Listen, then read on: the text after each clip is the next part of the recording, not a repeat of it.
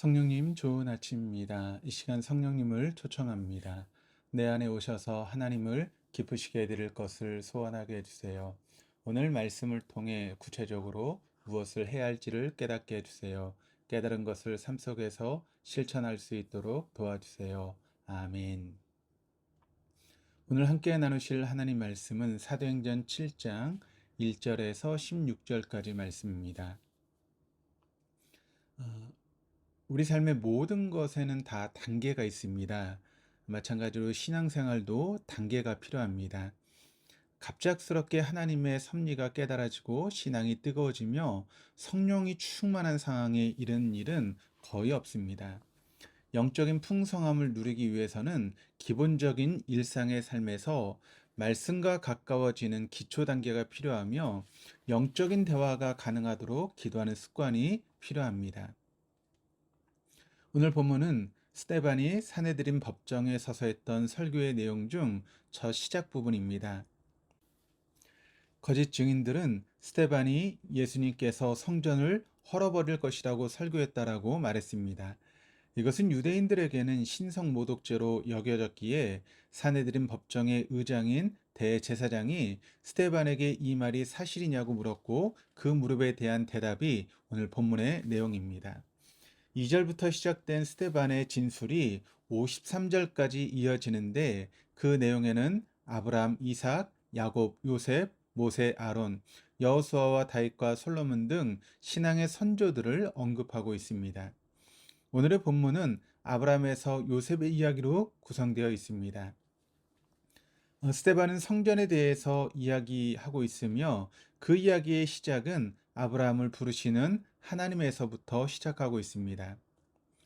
성전이 세워지는 것은 하루아침에 이뤄지는 것이 아니라 단계가 있는데 그 첫 단계가 하나님께서 아브라함을 부르심에서부터임을 말하고 있습니다. 이는 성전의 주체는 성전의 건물이 아니라 곧 역사의 주관자이신 하나님이심을 스데반은 말하고 있습니다.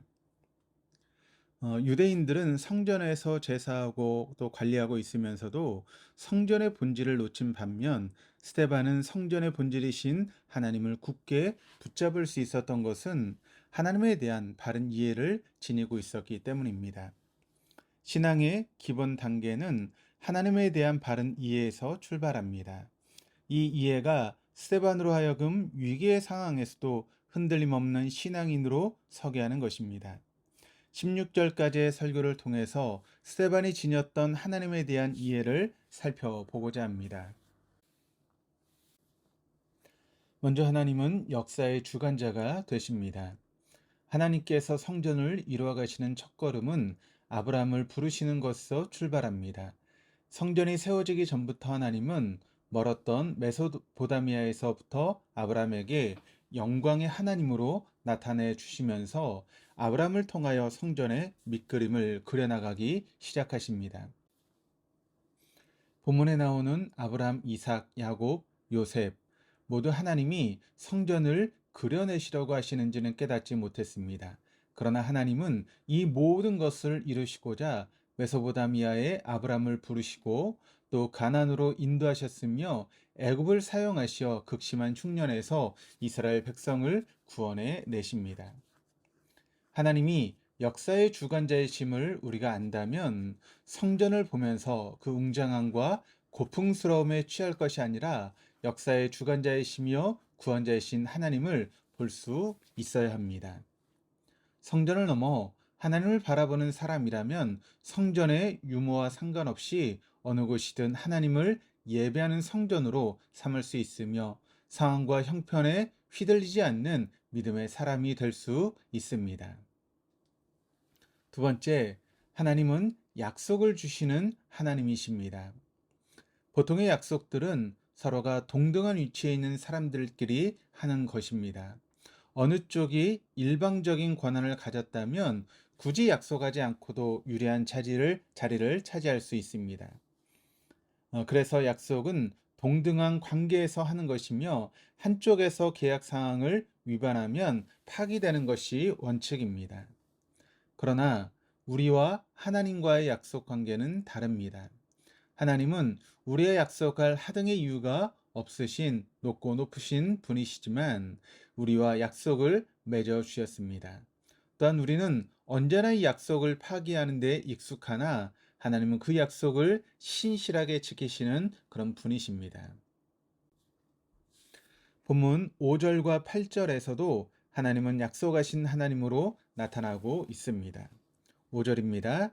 그러나 여기서 발 붙일 만한 땅도 유업으로 주지 아니하시고 다만 이 땅을 아직 자식도 없는 그와 그의 후손에게 소유로 주신다고 약속하셨으며, 또 8절입니다. 할례의 언약을 아브라함에게 주셨더니 그가 이삭을 낳아 여드레 만에 할례를 행하고 이삭이 야곱을, 야곱이 우리 12조상을 낳으니라. 하나님께서 약속의 하나님이 되어주신다라고 하는 것은 약속을 받은 우리에게는 하나님을 가늠할 수 있는 척도가 됩니다. 우리는 약속을 통해서 하나님께서 어떻게 세상을 이루어 가시며 재창조해 나가시는지를 알 수 있습니다. 이것은 무지한 우리에게는 큰 위안이 됩니다. 고린도후서 1장 20절입니다. 하나님의 약속은 얼마든지 그리스도 안에서 예가 되니 그런즉 그로 말미암아 우리가 아멘하여 하나님께 영광을 돌리게 되느니라. 세 번째, 하나님은 구원하시는 하나님이십니다. 하나님께서 우리와 맺은 언약을 신실하게 지키시는 이유는 우리의 구원을 위함입니다. 메소포타미아의 아브라함을 부르시며 만져지지 않고 눈에 보여지지도 않는 땅과 후손을 약속하신 이유는 성전을 통한 우리의 구원을 위함이었습니다. 애굽을 심판하시고 할례를 주시며 이스라엘을 인도하신 이유는 극심한 흉년 속에서 양식이 없어 죽을 운명에 처한 그들을 구원하시기 위함이었습니다. 구원은 결코 우리의 힘과 능력으로는 이룰 수 없기에 역사의 주관자이시며 약속을 주시는 하나님께서 우리에게 구원의 하나님으로 다가오시는 것입니다. 이제 이런 하나님을 만난 믿음의 사람은 어떻게 살아야 하는지를 본문은 요셉의 삶을 통해서 나타내고 있습니다. 본문 16절입니다. 세겜으로 옮겨져 아브라함이 세겜 하몰의 자손에게서 은으로 값주고 산 무덤에 장사되니라. 참 믿음의 사람은 하나님의 약속을 바라보며 다른 이의 상과 영혼을 감당하며 먹이시고 살리시는 하나님의 사람으로 쓰임받는 사람들입니다. 요셉은 억울하게 종살이와 옥살이를 하면서도 절망과 낙심에 빠지지 않았습니다. 애굽의 총리가 되었어도 교만하거나 자신을 괄시하던 이들에게 보복하지도 않았습니다. 그것은 요셉의 성품이 착해서가 아니라 자신의 인생에 주어진 모든 상황이 하나님의 훈련이었으며 구원하기 위한 하나님의 섭리였음을 깨달았기 때문입니다. 그 믿음이 있었기에 아브라함 물론이요, 이삭, 야곱과 요셉은 그들의 장지를 은으로 주고 산 세겜으로 할 수 있었습니다. 이는 후손들에게 영적인 목적지는 번영의 애굽이 아니라 척박하지만 약속의 땅인 가나안임을 알려주기 위함이었습니다. 110세의 일기를 마친 요셉이 남긴 유언의 창세기 50장 24절 25절에 기록되었습니다. 요셉이 그의 형제들에게 이르되 나는 죽을 것이나 하나님이 당신들을 돌보시고 당신들을 이 땅에서 인도하여 내사 아브라함과 이삭과 야곱에게 맹세하여 주신 땅에 이르게 하시리라 하고, 요셉이 또 이스라엘 자손에게 맹세시켜 이르기를 하나님이 반드시 당신들을 돌보시리니 당신들은 여기서 내 해골을 메고 올라가겠다 하라 하였더라. 진정한 믿음의 사람이 되지 못하면 우리도 스데반을 끌고 가 거짓 증인을 세워가면서까지 모함하고 재판하는 사람들과 전혀 다를 바가 없는 사람들이 되고 말 것입니다. 그들 모두 하나님을 믿는다는 유대인이었지만 언제든지 자신의 능력과 소유와 지위로 믿는다라고 하는 착각 속에 하나님의 뜻에 반하는 사람들이 될 수 있습니다. 믿음의 첫 단계는 하나님을 가까이 함임을 알고 매일의 삶이 순종으로 이어지는 신앙생활을 하는 것입니다.